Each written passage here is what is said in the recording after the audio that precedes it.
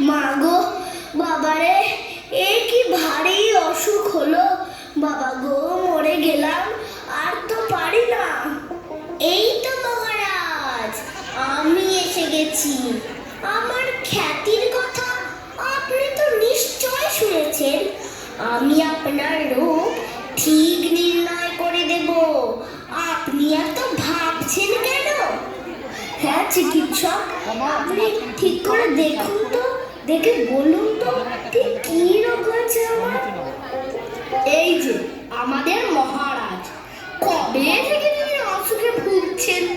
ভারী অসুখ, সুস্থ হবার কোনো লক্ষণই নেই। কত ডাক্তার, বদ্যি, হাকিম, কবিরাজ এসব দলে দলে ফিরে গেল, কেউ অসুখ সারতে পারলো না। অসুখটা যে কি তা কেউ বলতে পারে না।